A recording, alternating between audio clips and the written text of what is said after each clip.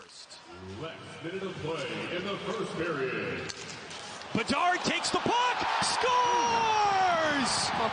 What a goal by Connor Bedard! Did you just see that?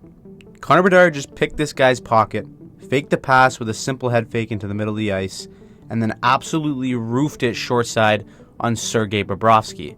He then proceeds to cap it all off with a cold stare down to the crowd. The kid is only 18 years old, and like it or not, the Connor Bedard era in the NHL has officially begun. But after you get through all the flash and take a deeper look at his game, you'll realize that he's just only scraping the surface of what he's capable of. So far this season, Connor Bedard has 9 goals and 4 assists for 13 points in 13 games. It's early, but so far, he's come as advertised, and he's only getting more and more comfortable. On the surface, we can see it, but when you dive into the details of his game, you start to understand just how much better he can get. He's incredibly talented at driving the play in a variety of ways. The very best players in the game attack the middle of the ice with the puck on their stick. At 18 years old, Connor Bedard is already confident and capable of doing this at a high level. As a center, Chicago has Bedard take his normal route without the puck, but Bedard's line mates are almost always looking to find Bedard streaking in the middle of the ice off the breakout as the first option. A simple well-timed bump into the middle of the ice means that Bedard has the puck with speed. Now Bedard clearly doesn't have McDavid's speed, but his routes with the puck still allow him to be extremely dangerous when he has possession. Watch here against Boston as the Chicago winger instantly tries to find Bedard in the middle, and he does with success. Bedard has built up speed, but he's not in a strong offensive position. He's got a winger to his left, but there's 2 Bruins in front of him who aren't giving him much of a gap, and back pressure to boot. Most players chip this puck in and activate the forecheck. Talented players look to use their skill to create a mistake, but the best players and the smartest players leverage their teammates. Bedard attacks the middle to engage both defenders with the hope that it'll open up a passing lane. Realizing that that won't be a good play and feeling back pressure, he doesn't force a pass over to the wing and kill the rush. He instead button hooks, buys a moment of time, and then finds Chicago's third man into the zone. All of this is possible because Bedard confidently attacks the middle of the ice. Boston played that very well defensively, but Bedard played it better and it resulted in a good offensive chance. Now let's take a look at when he's got a gap advantage. Again, Chicago's wingers are trying to maximize Bedard's touches into the middle of the ice. So watch the winger attempt to drive and then quickly pull up to create all this space for Bedard.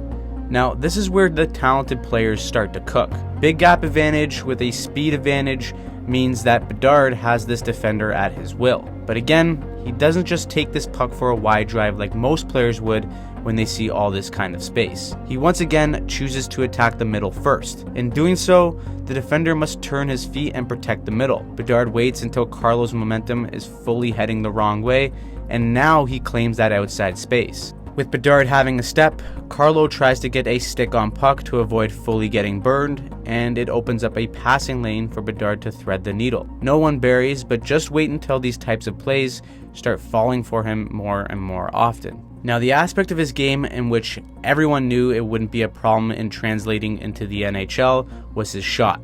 And so far, that release has not disappointed. But the one underrated element of his game has been playmaking. Again, being a play driver and attacking the middle of the ice will automatically lead to more chances. But the respect his shot demands from defenses has created openings for his teammates. Multiple defenders will try to converge on him to avoid him using that shot, and that has opened up opportunities for Bedard to exploit with a quick pass. Watch this play here against Colorado where he quickly recognizes that he's being double teamed and then finds a wide open teammate. No one wants to give Bedard this ice uncontested, so he attacks the seam between the winger and the defender, and now both must challenge him for that space. One quick move with a pass leads to a beautiful offensive chance. It's these little offensive subtleties that take top-end offensive talents quite some time to get comfortable with doing at the NHL level. For Bedard, that hasn't been an issue. The creativity and confidence was there since day one. For example, Bedard tried this move a few times where he drives wide,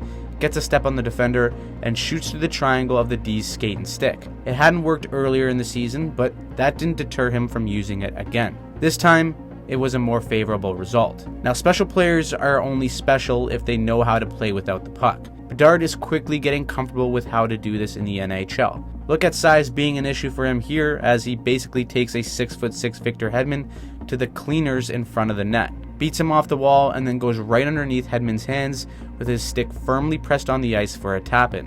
When he doesn't have possession in the zone or off the rush, he's effectively finding ways to time his arrival between checks for him to get the puck with space or for him to quickly release it. When Bedard gets better and more comfortable at using this skill, it's how he'll score majority of his goals in the NHL. That release is a one of a kind, but it's putting yourself in the right spots to make sure that he can use his best weapon more frequently. Now, maybe the most impressive part of his game early on is his ability to strip pucks. Obviously, this one here against Florida will be seen for a long time, but early on, he's shown that he's got a knack for picking guys' pockets and getting possession. When you spend 90% of the game without the puck, the better you become at getting it back means you dictate the game. I mean, just ask Patrice Bergeron.